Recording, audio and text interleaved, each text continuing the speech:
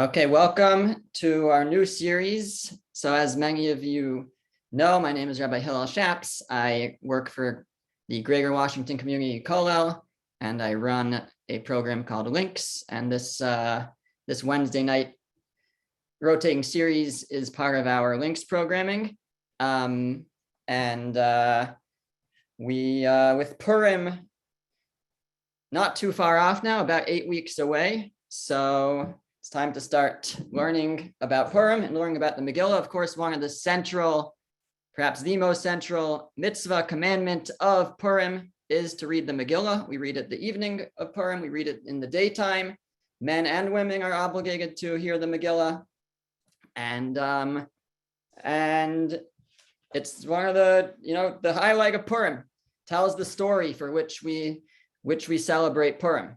Now, the Talmud actually brings a dispute as to how much of the Megillah we actually have to read. So there's various opinions presented, but one of them is you got to read the whole Megillah, as they say, right? You got to read the whole thing. And the Talmud actually comes out that is the halacha, that is how we rule, that is codified, and that's what we do. We read the entire Megillah. Now, there's a comment that always challenged me, or I was always fascinated by, of the Vilna Gaon, Rabbi Eliyahu of Vilna, and others make similar comments, but he makes it on this point where he writes that the reason why there is a mitzvah to read the whole thing is because every single part of the Megillah is essential, is important for the actual miracle of Purim. His language is that every verse tells of the miracle.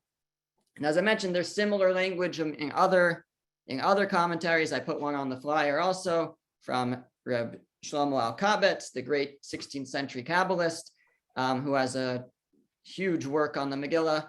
He writes a very similar thing, that every part of the story, every verse, every word is telling you something. It's telling you an important piece of the miracle. So I was fascinated by this line, and I kind of set out to try to identify as many explanations for what are these points. It's still a work in progress. I haven't nailed down every word and every verse, but I'm trying to piece together some of the, maybe not as obvious little events and points that the Megillah makes and how they fit into the overall story and the overall miracle. There's a mitzvah, a commandment we have that we are, when a great miracle occurs, we are to thank God by reciting Hallel. Hallel is a compilation of a number of chapters of Tehillim, of Psalms, and we say it, for example, on Hanukkah to celebrate the miracle of Hanukkah. However, we don't recite Hallel on Purim. And the Talmud asks, why don't we recite Hallel on Purim? And it gives a number of answers, but one of the answers is that reading the Megillah is the Hallel of Purim. Reading the Megillah is the Hallel of Purim. So Rabbi David Cohen, who is a leading Rosh Yeshiva, he's the head of the yeshiva in the Hebron Yeshiva, which is in Jerusalem. It used to be in Hebron, but it's in Jerusalem. He explains that the idea behind this, the idea that reading the Megillah is the Hallel, is the praise, the thanks of God of Purim, is that this type of miracle, the miracle of Purim, which again, for those less familiar, we'll explain everything, but it's a miracle that happened without going beyond the laws of nature. It happened in a natural way. So typically we wouldn't say Hallel for such a thing. We wouldn't say Hallel. We only would say Hallel for a great salvation, a great miracle that happened beyond the laws of nature. However, when it comes to Purim, when it comes to the Megillah, the Talmud wants to know why we don't say Hallel. But what's the question? Because it was natural. So that's why we don't say Hallel. But the idea is that it may have been natural, no miraculous events that we can point to. But if you take all the events together and you look at them, how one thing led to the next, and each of these natural events then you see the supernatural, you see the miraculous. If you string everything together, it becomes very clear that there is something miraculous going on. And therefore, he explains that the sages, when they instituted Purim and they instituted the reading of the Megillah, they said this is the only way to express Hallel, to express the praise of God for this salvation, is to actually read the Megillah. To thank God in another way, it's not obvious to us what it is that we're thanking God unless we tell the story, unless we go through the story carefully. Every verse, every moment of the Purim story, that brings out the miracle when we see how all of these pieces fit together so beautifully. So some of these events, some of these occurrences that contribute to the great miracle are obvious, why they were so important. Some of them are less obvious. So tonight we're going to learn, hopefully, chapter 1 of the Megillah. There are 10 chapters in the Megillah. The last one's very short. We have, I think, 8 weeks for this course, so we'll be able to go through it carefully, understand maybe parts of the Megillah that we in the past have not really noticed or paid attention to. But just to kind of briefly outline it, to refresh ourselves, or for those who are less familiar with the story, I put on the source sheet the Purim story in 10 sentences. So just to very quickly, number 1, King Ahasuerus, the king of Persia, makes a big party in the city of Shushan, the capital. By the way, this story happens after the destruction of the first temple, before the building of the second temple. I don't have my years exactly right now. It's probably about 2,800 years ago or so. No, less, I guess, 2,600 years ago, around then. So it happens between the two temples while the Jewish people are in exile, and King Ahasuerus, the king of Persia, he makes a big party in Shushan, the capital. And at this party, number 2, he summons his queen Vashti, who refuses to come, and she is deposed as queen. And our tradition is that she was killed for refusing to come. Number 3, he conducts a search for a new queen, and Esther, whose Jewish identity remains secret, is chosen. I had to get this into 10 sentences, so I kind of combined sentences. Esther, whose Jewish identity remains secret, is chosen. She's chosen as queen. Obviously very miraculous. Meanwhile, Esther has a cousin. His name is Mordechai. He's a leader of the Jewish people. He overhears 2 guards plotting to kill the king Ahasuerus. He reports it, and he saves the king's life. Number 5, Haman, the villain, he rises to power as the king's prime minister. He convinces the king to issue an edict instructing all citizens to attack the Jews on a specific day, the 13th of Adar, of the Hebrew month of Adar, and thereby wiping them out. That is his plan. The Jews get wind of this plan, and they are very frightened, and they fast and they pray. And it's up to Esther to intervene and intercede with the king. She's the queen after all, and not, again, Ahasuerus doesn't know that she's Jewish, but it's up to her to intercede. So she does so, and number 7, she invites the king and Haman to a feast. She actually doesn't reveal what it is that she's going to ask for at that first feast. And then, meanwhile, between the first and second feast that she's going to invite them to, she invites them to another feast. So number 8, though, and during that time, Haman comes to ask permission to hang Mordechai, but instead, the king, Ahasuerus, instructs him to lead Mordechai around on the king's horse, and the king discloses a reward for Mordechai for saving his life. So just as Haman is coming to kind of put Mordechai to sleep, put him out of the picture, he wants to hang him, and instead he ends up, that's just the night that Ahasuerus is reminded that Mordechai saved his life. He never rewarded him. He has him paraded around town on the king's horse, wearing the king's clothing. Right after that, Haman is once again summoned back to the palace to join Ahasuerus for a second feast with Esther. It's at that feast that Esther reveals her identity and reveals that Haman is trying to destroy her and her people, and Achashverosh is very angry at Haman, and Haman is hung, and then the Jews are granted permission to defend themselves. Achashverosh is not able or won't rescind the decree to wipe out the Jews, but he will give them the opportunity to defend themselves, and they end up going to battle against their enemies, those who would choose to attack them still on the 13th of Adar, and the Jews achieve a miraculous victory. Now, I should just mention that one thing that we certainly will get to, but is that Haman actually is killed. Haman meets his end in chapter, the end of chapter 7. So even after that, there's chapter 8, 9, and 10, which is kind of, everybody feels like the story is already over once Haman is killed, but there's 3 chapters still left to learn. So that's something we'll have to understand, what specifically what goes on in those chapters. Why is the story not over yet? So we'll explore that.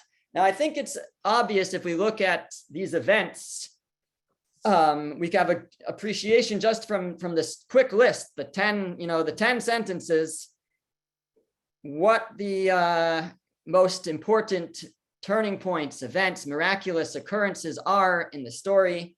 Vashti being killed early on in order to open up a space for Esther. Esther being selected out of all the girls in the kingdom to be the queen, to be in position to make a difference. The timing of Mordechai, first of all, Mordechai being able to save the king's life, the timing of the king remembering that Mordechai saved his life just when they're trying to wipe out the Jews, and now this Jew, is once again, the king is reminded of what this Jew did for him.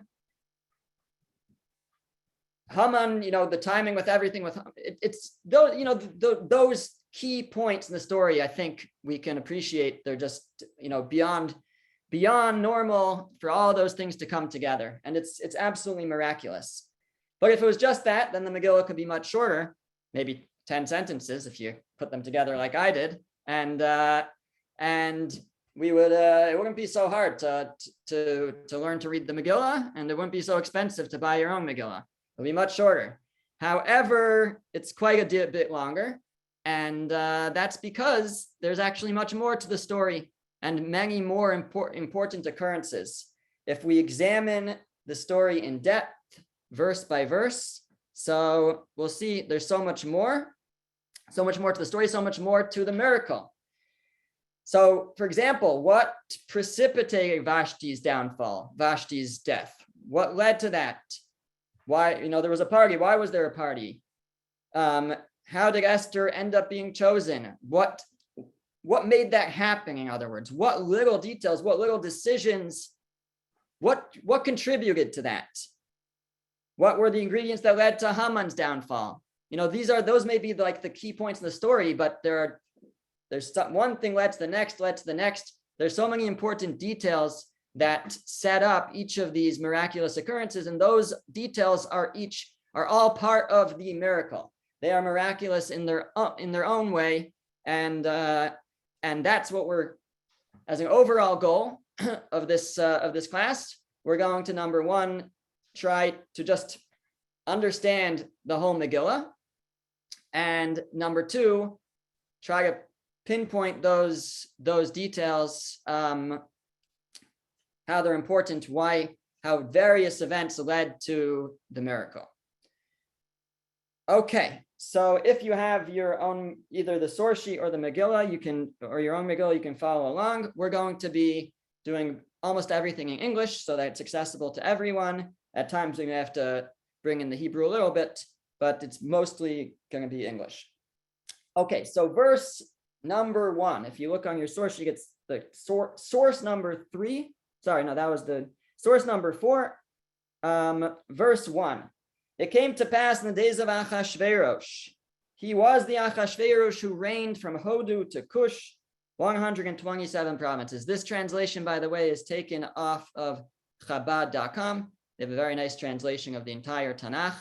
all the books of the Torah and the prophets and the writings. And I did make some changes to fit in based on the explanations and commentaries that I'm bringing, but it's almost all straight off of the Chabad website. So it came to pass, in the days of Achashverosh, he was the Achashverosh who reigned from Hodu to Kush, 127 provinces. So who was this Achashverosh? It's a little bit unclear, and it's hotly debated. The Talmud seems to imply that he did not come from royalty. If you look in the same source there, so the Talmud Megillah comments who reigned. Rav said this comes to teach that he reigned on his own, meaning he was not a descendant of royalty. That's definitely the simple reading of this. Again, others disagree. They say he was a descendant of royalty. But in this approach, he kind of fought his way, use it with his money, with his power. He was able to become the king in Persia. He then conquered more lands, and eventually he was involved in the conquering of Babylonia, and he ends up marrying Vashti, who is of Babylonian royalty. She is the granddaughter of Nebuchadnezzar, the king of Babylonia. The daughter of Belshazzar, I think, was the next king, and so he marries royalty to kind of bridge the kingdoms together by marrying into that family. So that's what we know. He ruled now at this point a great kingdom, empire of 127 provinces. Again, a bit of a discussion, was that the entire populated world at the time? Is that referring to or not? Whatever it was a very large swath of land. Now, if we continue in verses 2 and 3, it says, in those days when King Ahasuerus sat on the throne of his kingdom, which was in Shushan, the capital, in the 3rd year of his reign, he made a banquet for all his princes and his servants, the army of Persia and Media, the nobles, and the princes of the provinces who were before him. So he makes this big party. Now he introduces us in verse 2 to the party by telling us that in those days when he was sitting on the throne of his kingdom, which was in Shushan, the capital. Is that important that he was sitting on his throne? What is it telling us? So one understanding is that this is actually telling us what this party was all about. The Midrash, our sages teach us in the Midrash that he had a beautiful throne made that was supposed to resemble the throne of King Solomon, of King Shlomo, which was a tremendous work of architecture, beautiful throne. Achashverosh actually would have preferred to just use Shlomo's throne, Solomon's throne, but he couldn't. Miraculously, there were like animals that were built on the sides of the throne that would become animated and would not allow Achashverosh to take that throne. That's what the Midrash teaches us. But in any event, he wanted a throne like Shlomo's. He had it built in Shushan, and this, according to the Midrash, was a celebration of the completion of his beautiful throne. Now, the Vilna Gaon, Rabbi Eliyahu of Vilna, says that it's actually not so simple. There's even more to it than that.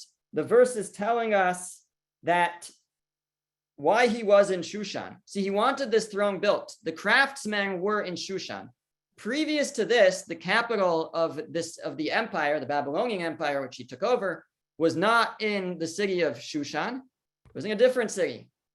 He wanted this throne built, and he had it built in Shushan, because that's where the craftsmen were. Well, after they built it, they realized it was too hard to transport. Now he had this beautiful throne.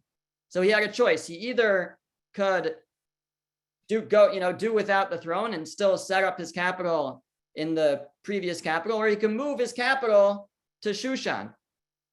He decided to move the capital to the throne.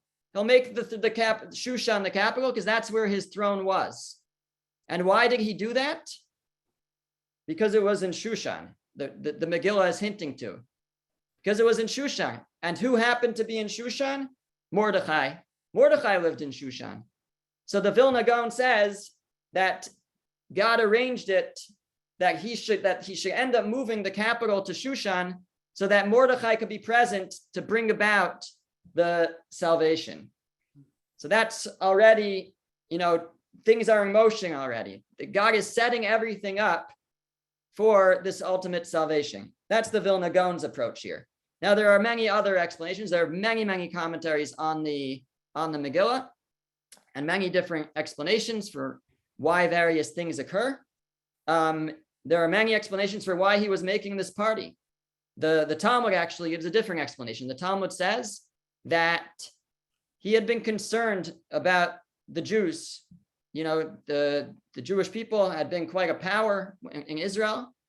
And it was known that after they were banned, they were sent into exile, there was a prophecy that they would return after 70 years. And Achashverosh calculated the 70 years. And when those 70 years were up, according to his calculation, and the temple had not yet been rebuilt, he said, it must be that it's not going to happen. The prophecy is not going to come true. That's why he made the party, the Talmud says. He was celebrating that the Jewish prophecy would not come true. The 70 years were up, and they had not had their temple rebuilt. That is cause for celebration, which also calls into question very much the attendance of many Jews at this party, if that's what it was celebrating. Makes it very problematic, besides for whatever issues. Now, he was wrong with that calculation, the Talmud says. He miscalculated, and shortly after that, the temple was rebuilt. But that's perhaps what he was celebrating. Another explanation given is that he wanted to demonstrate his power. He had this very large empire. He was concerned that there could be places in the far corners of his empire that said, oh, we're too far for him to care about us. We'll stop paying our taxes. We'll set up our own government. We'll set up our own king. He was concerned about this. So he wanted to show off his power. He wanted to show that he has access to all reaches of the kingdom. He was able to invite people from all parts of the kingdom. He was able to serve wine and other things, show things off from from all parts of the kingdom. He wanted to show, I can reach anywhere. Don't think to rebel just because you're far away. This, Rabbi Shlomo Alkabetz writes, combines very nicely with the explanation that he was worried about the Jews. He was maybe even worried about, a combination that there would be some rebellion, that they would get the Jews involved because the Jewish people wanted to return to Israel. This way, he was in one shot saying, nobody's rebelling, nothing doing. I am in full control of my kingdom. But there's one other possibility, and I think all of these can really tie together, and that is based on the approach of the Malbim, Rabbi Meir Leibush from the 19th century. The Malbim has a just fantastic commentary on all the Torah, really, and in particular in the Megillah. And in this chapter, we're really going to draw a lot from the Malbim. The Malbim says that there are different types of monarchies, and in those times already, there are absolute monarchies where the king has full control over everything. Everybody is, all the subjects of the kingdom are indentured to him. They're his servants. They do as he pleases. He controls the coffers completely. The treasury of the kingdom is his. He can make up his own laws. That's an absolute monarchy. And then there's like a constitutional monarchy. There's a king, but he's bound by certain laws. He doesn't have boundless, limitless power, and the treasury is not his. Doesn't belong. He doesn't own the treasury of the kingdom. He can't just make up his own laws. He doesn't have control over everything, and the people of the kingdom are not his slaves. They have certain obligations, to keep the kingdom running. They have to pay taxes, and other things, but he doesn't own them. They're not his slaves. What's the difference? An absolute monarch is someone who came to power on his own. He conquered. He demonstrated his power. He can control. He can take control. Somebody who was appointed by the people is not going to have as much control. Achashverosh was in a position where he kind of was a bit of both, because he had done a lot of conquering, but then he married Vashti. And in doing so, he was able to draw in many provinces. You know, he now had joined the royal family of Babylonia, and this was able to, you know, people were now on their own. Different provinces came under his rule, but willingly. Those provinces he did not have absolute control over. He was more of a constitutional monarch.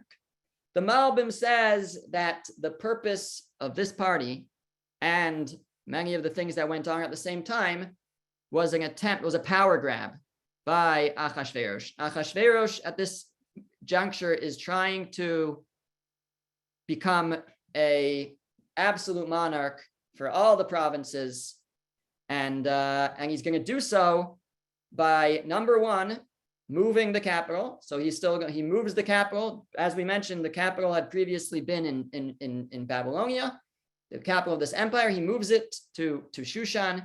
He builds a new throne. He says, I don't need the throne that, you know, these previous kings have sat on. I'll build my own throne. I don't need them. And he throws this tremendous party showing off his tremendous wealth and his tremendous power. And furthermore, we'll talk about when he summons Vashti, but that's going to be part of this as well. So this whole thing, this whole party is not just, according to the Malbim, you know, just, I want to just show off my wealth. I love, you know, pleasures, and I love parties. This is actually a political maneuver to try to gain full control over this empire, absolute control, rather than being bound by, you know, governmental powers, by the laws of the kingdom. So that's what this is about.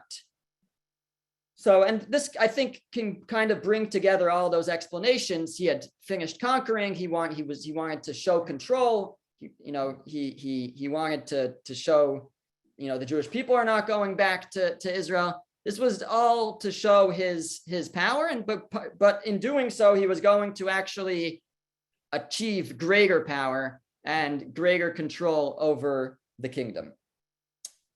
So let's continue in the verses. So verse number 4. And we'll just read through this. It's a whole list of all the things that he had at the party, how fancy he was when he showed the riches of his glorious kingdom and the splendor of his excellent majesty, many days, 180 days. And when these days were over, the king made for all the people present in Shushan, the capital, for everyone, both great and small, a banquet for 7 days in the court of the garden of the king's orchard. So there's this 180-day party for everyone from all parts of the kingdom, and then this 7-day party for the people of Shushan. Verse 6, there were spreads of white fine cotton and blue embroidered with cords of linen and purple on silver rods and marble columns, couches of gold and silver on a pavement of green, white, shell, and onyx marble. And they gave them to drink in golden vessels, and the vessels differed from one another, and royal wine was plentiful according to the bounty of the king. So, okay, it's a lot of detail. Like I said, trying to figure out what each detail is for, and this I can't explain why it has to go into so much detail, but we have a little bit of an explanation based on a midrash. The midrash teaches us that Achashverosh had a very large treasury that he wanted to show off, and in that treasury he had 1,080 different types of treasures that he wanted to be able to show. And his plan was he would show 6 a day. And that's why his party lasted for 180 days. And then after that, the last 7 days, he had to show new things. So he set up new things. He had, then he kind of made this, if you look again in verse 5, When these days were over, the king made for all the people present in Shushan, the capital, a banquet for 7 days. This was in the court of the garden of the king's orchard. Because it was for fewer people, it opened up new possibilities of what you could demonstrate. It could be out in the orchard. However, by the time those 7 days were running down, he didn't really have much to show off anymore. So that's when, perhaps in his drunkenness, he decided the one thing I have left to show off is Vashti. So Rabbi Chaim Kanievsky, one of the leading Torah scholars of our time, explains that perhaps that's why the Megillah is going into all the detail, describing all the beautiful things that he was presenting.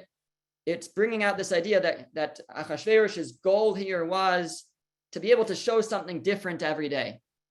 And it's showing us what led to him calling forth Vashti, because by the end, he had nothing left to show. The last thing he had to show was his beautiful wife. And that's why he ends up calling for her. And that sets into motion, Vashti meeting her end. Additionally, as we mentioned, he's making this tremendous party to show off the wealth of his kingdom, because he wants to show that this is his. This is his.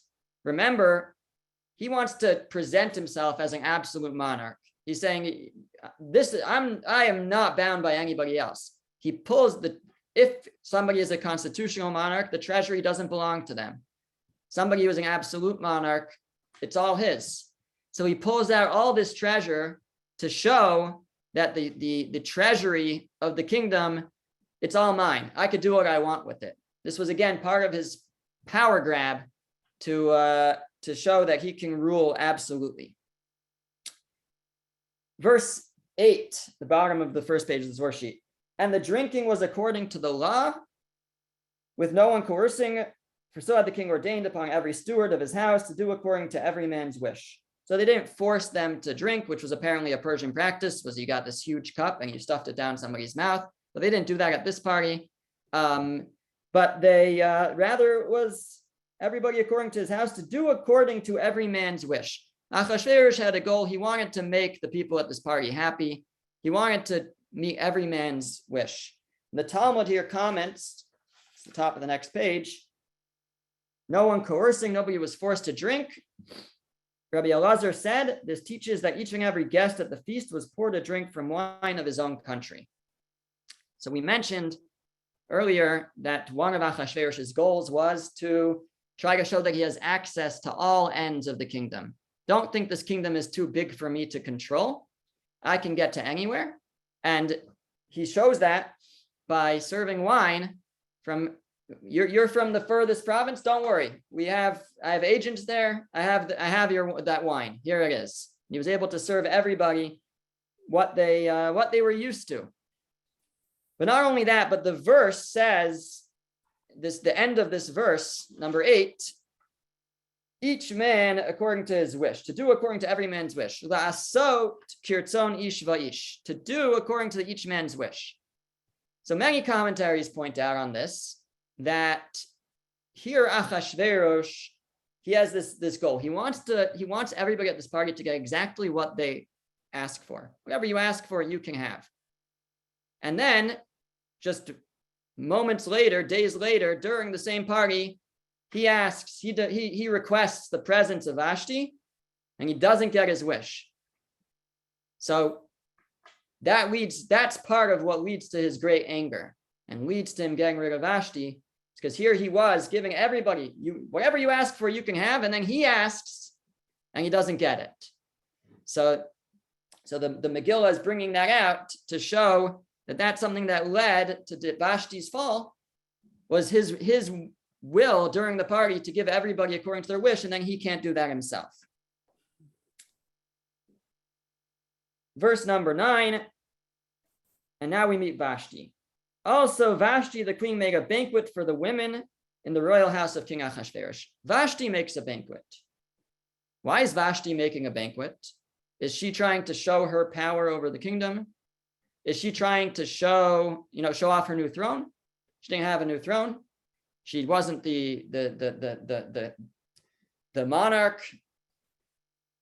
So it's not clear why she was making a party. It seems she saw Achashverosh making a party. She wanted to make a party as well. If she hadn't made a party, then again, who knows what would have happened? She may have, wouldn't have been surrounded by other people. If Achashverosh summoned her, she might have come. She may not have been nearby. The verse specifically says that it was in the royal house of King Achashverosh, Beis HaMalchus. Why is she making a party in the royal house of King Achashverosh? She should make her party in her royal house. So she wants to show that, Achashverosh, you're not the only one in charge here. I can make a party in your house, in your royal house, and I have power as well. Now, if she hadn't made it in his royal house, again, even if she had made it somewhere else, but she wouldn't be right there. She was right there, which meant a number of things. Number one, that I think again, it's the Vilna Gaon who says that they could hear the women talking. The Talmud says that when they summoned Vashti, it was because they were arguing who are the most beautiful. The Vilna Gaon says the men were arguing who's the most, which women are the most beautiful. And so Achashverosh says, my wife's the most beautiful, and he summons her. The Vilna Gaon says they could hear the women's party going on because it was right there, because Vashti had decided to make it in the royal house of King Achashverosh, as opposed to in a different part of the palace, which was where her quarters were. And so this again led to her being summoned, and as well, we see that she kind of sets herself up for this. Not in other words, her own decisions partially lead to what happens to her as well, which is also a theme throughout the Megillah, where Achashverosh's decisions, Haman's decisions are all going to come back sort of to haunt them.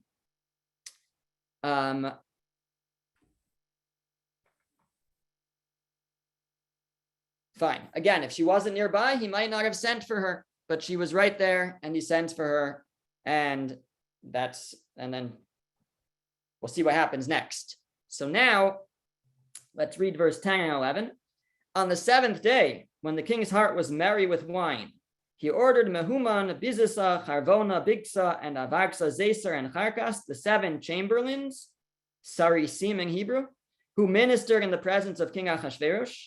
Verse 11, to bring Vashti the queen before the king with the royal crown, to show the peoples and the princes her beauty, for she was of comely appearance, she was beautiful. So Achashverosh decides to summon Vashti. Now, I mentioned the Talmudic story that they were arguing who's the most beautiful. Achashverosh decides to summon his wife to show that she's the most beautiful. I mentioned the explanation of Rav Chaim Kanievsky, that every day he was trying to show off more and more, and eventually had nothing left to show off. So he says, I have one thing left to show off, and it's Vashti. That's why he summoned her. However, the Malbim understands that this was his plan from the very beginning. This was his plan from the very beginning. This was part of his power grab. Remember, Vashti is actually a problem for him. Not because he doesn't want to be married to her, but she, in a certain way, she is the reason that he is not viewed as an absolute monarch. Because when he marries her, Babylonian royalty, that helps him draw in new provinces that come under his reign, but he didn't conquer them. So he has a certain lack of power over them. He wants to show, no, I didn't just form a political alliance with Vashti where she's like my equal. I conquered Babylonia. I conquered you. She happens to be my wife, but she's not the queen. She's first Vashti, and then she's the queen. You'll notice in verse 9, in verse 11, it refers to her not as the queen Vashti, but as Vashti the queen. Achashverosh wants to make clear that she is first Vashti and then she's the queen. She was nothing. I had conquered Babylonia. I had wiped them out. I had cut off her line. She had nothing. I married her for her beauty. That's it. And I'll prove it to you. I'm going to call her I'm going to summon her to show off her beauty. That's all I married her for in the first place. And so in no way am I only the king of Babylonia because of this political alliance. I conquered Babylonia. You are my subjects, not because of your agreement, but because I took over Babylonia. And so he sends for Vashti, and the verse says, before the king with the royal crown. The Malbim explains before the king with the royal crown means that she should put the crown on before the king.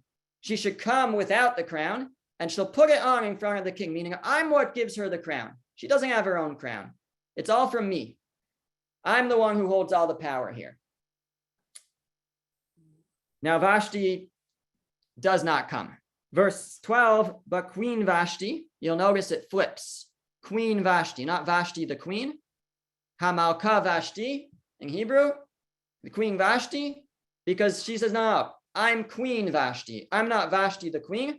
I'm first queen and then Vashti. Well, it's all simultaneous, but it's not that I'm first Vashti and then I became the queen because I married Achashverosh. I'm Queen Vashti. I'm queen in my own right. I have my own power. And so she refused to come at the king's behest, which was brought by the hand of the chamberlains, the Sarisim, and the king became very wroth, I guess angry, and his anger burnt within him. So he's very upset by this. Now, why does she refuse to come? So according to the Malbim, because she realized what this was about. She understood that this was a power grab, which is partially why, according to him, she made her own party in the first place. She wants to show, no, I have power too. And my line is what gives you some of your power. I don't only have power because I'm married to you. I am queen first, and your wife second. That is one reason why she refuses to come. That's according to the Malbim. Alternatively, it could also be the way that she was summoned. She's insulted. You know, Achashverosh deliberately sends for her in a disrespectful way, right? He doesn't want to show her any respect. That's the whole point, is that she's nothing without him. He sends the Sarisim, the chamberlains, and he doesn't go himself to get her. He sends his servants. But not only that, the Midrash explains that Sarisim is a certain type of servant. The word sris in Hebrew is someone who has been castrated, somebody who cannot reproduce, somebody who will not have any temptation to lie with the queen or with anybody, any of the women that Achashverosh sends them for. That's their job. They are people that the king is comfortable sending to bring his wife or one of his concubines to him. Now Vashti is very insulted by this, that Achashverosh would feel the need to do that, and that also leads to her refusal. So it's a number of possibilities. It could be all of them, it could be some of them, but she is insulted. Achashverosh doesn't come himself. She's insulted that he sends these specific servants, and also she perhaps understands what this is all about, that this is a power grab by Achashverosh. So now Achashverosh is very, very angry, not just because she refuses. It's more than that. She's ruining everything. The whole point is that he's going to call her and show that she is nothing without him, that he has total control of this kingdom. It's not because he married her that he has any control, that he has control of the Babylonian provinces. He has total control because he conquered. So he's very angry. So verse 13, and the king said to the wise men who knew the times, for so was the king's word, to present the case before all who knew law and judgment. Very interesting verse. The wise men who knew the times, for so was the king's word, to present the case before all who knew law and judgment. What is going on in this verse? Let's just read a little more. Verse 14, and the nearest him were Karshna, Sheser, Admasa, Sarshish, Meres, Marsana, Memuchan, the 7 officers of Persia and Media, who saw the king's face, who sat first in the kingdom. So he has these officers there. And then he asks, 15, according to the law, what shall be done to Queen Vashti? inasmuch as she did not comply with the order of the king brought by the hand of the chamberlains. So Achashverosh has a problem now because he actually loves Vashti. You know, he married her and he loves her. He just doesn't want her to have any power. But he's kind of stuck now. So what's he going to do? Because she refused to come. So he realizes, says the Malbim, that there's two ways that this case could be judged.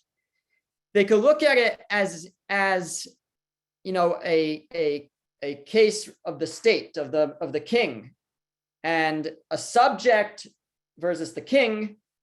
And if that's how they look at it, how the judges will look at it, then it's going to mean trouble for Vashti. But if they look at it just as like a man and his wife, so then Vashti, you know, then we could kind of justify her behavior, and she won't necessarily have to be punished, or not so severely. Achashverosh does not really want Vashti to be punished, as angry as he is. So he's trying to now work it out that she won't have to be punished. So he has a choice. He could either go to the wise men who knew the times. The wise men who knew the times are the judges based on who judge the royal cases, the cases involving the king. They know the times, meaning based on what the situation is of the king. Is he on his throne? What's going on? That's how they judge. But he said to them, no, I don't want you. He wants to present it before those who know. Here the translation is law and judgment. In the Hebrew, it's das vadin. But basically, he wants this to be judged differently. He wants this to be judged just like a family matter.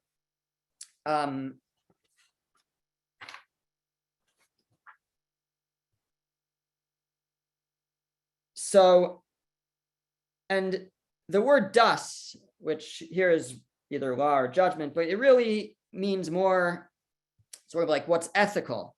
And he wanted this to be judged, you know, is this proper ethical behavior? Can this behavior be justified for Vashti, her choice, or not? Achashverosh wanted to basically show that we could really forgive her, we could justify this. And you'll notice all of a sudden in verse 15, where he poses the question, according to the law, what shall be done to Queen Vashti? Now she's Queen Vashti again. She's not Vashti the queen. He's giving her the respect again that she's now Queen Vashti, because he wants her to get out of this. And as much as she did not comply with the order of the king, what did she do wrong? He doesn't mention anything about all the embarrassment and the effect on his political maneuvering here. He just says she didn't listen to my order. Okay, and not only that, but it was by the hand of the chamberlains that I sent my chamberlains, which also justifies her behavior. So Achashverosh is working hard now actually to get Vashti out of trouble. He does not want her to have to be punished.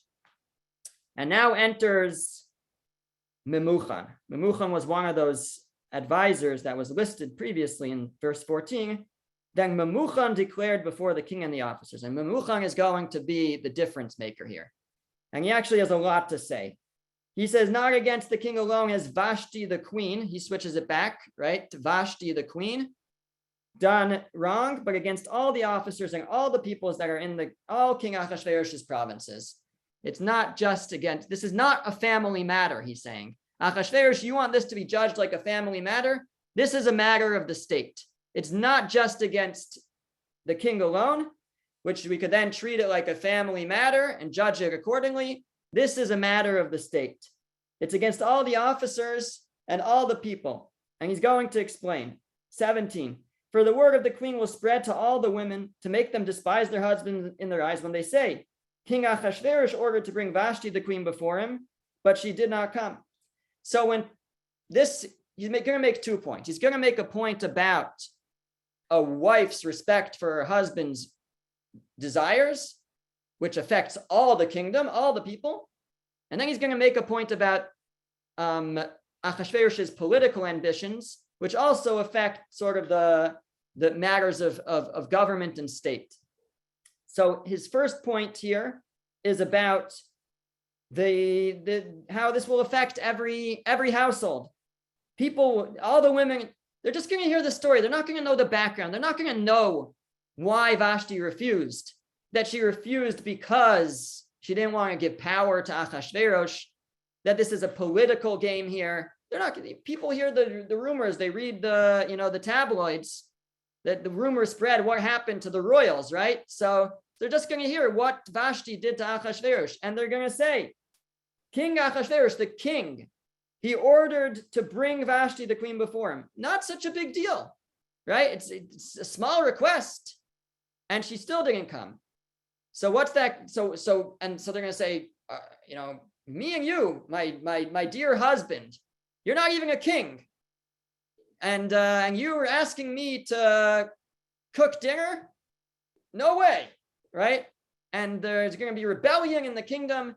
This is going to affect all of the relationships of husband and wife, which Memuchan felt very clearly that husbands should be in charge of their wives. And Achashverosh, you are, if word gets out that the queen refused you, this is going to be very bad for the family dynamics. And this is not just about you. This is a matter of state. That's number one.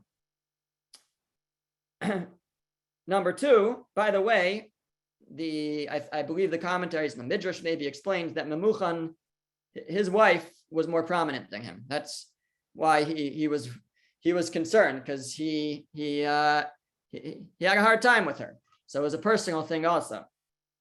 Verse 18, and then he goes on and he says that this is also going to affect your political dreams. This day, the ladies of Persia and Media who heard the word, meaning the ladies, the nobles who were there, the ones who were present, not the ones who are just going to read the tabloid story, but the ones who understood what was going on, what was really going on, this tug of war for power between Achashverosh and Vashti. So those who heard the word of the queen will say to all the officers, the king, and doesn't actually say what they'll say, there will be much contempt and wrath. But again, the commentaries explain, Malbim really, that he was arguing here that this is going to affect your political ambitions. If Vashti refused to come to you, and these nobles who were present at her party understand the tug of war that was going on, then that's you're not going to be able to achieve that which you're looking to achieve, this absolute power.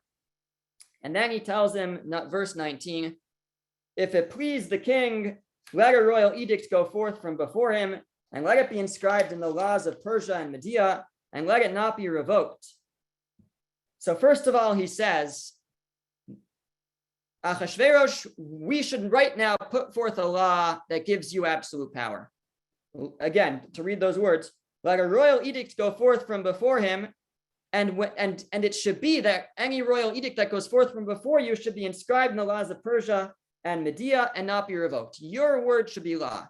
We're going to make that happen right now. This is your political ambition today. This is what we're going to make happen. And the first law is that Vashti shall not come before King Achashverosh.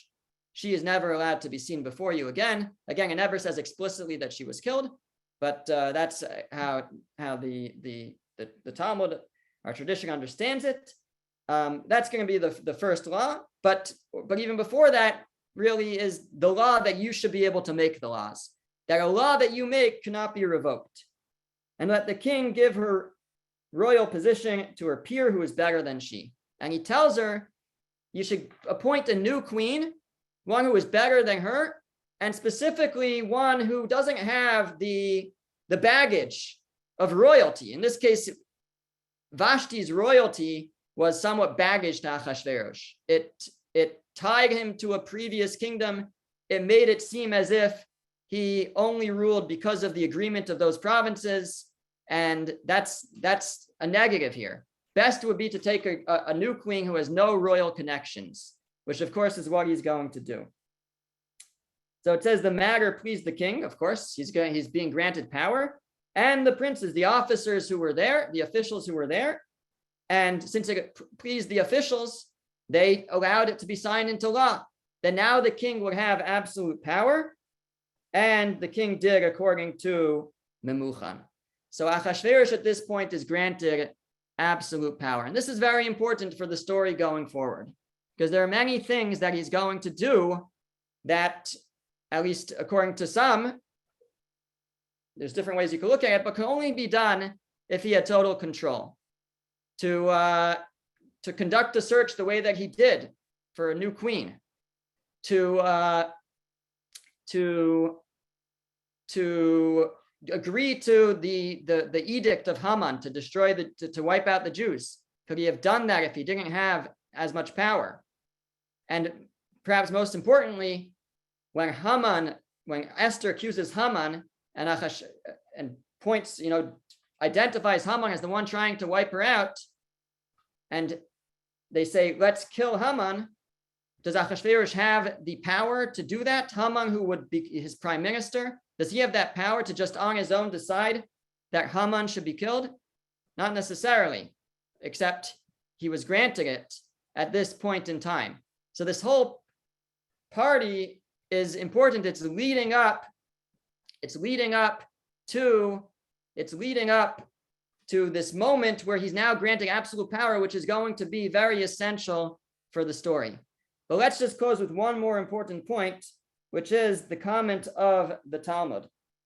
The Talmud says, it's under verse 21 here, Megillah 12b, and Memuchan said, so this advisor Memuchan, the Talmud says, Memuchan, a sage talking a brisa, Memuchan is Haman. According to the Talmud, this Memuchan was actually Haman. Haman was the advisor. Why was he called Memuchan at this point? It's an obvious and good question. Commentaries try to deal with it. Some say Memuchan was actually the name of his position, not his name. Memuchan is like somebody who is ready and prepared as it goes on. Why was he referred to as Memuchan? Because he was prepared for calamity, either his own calamity or the calamity of the Jewish people, however you want to understand that. But Memuchan was Haman. According to this, it's Haman himself who's setting everything up here. We understand why he wants the king to have power, because Haman has his own plans in mind. But it's also ultimately going to be his own undoing.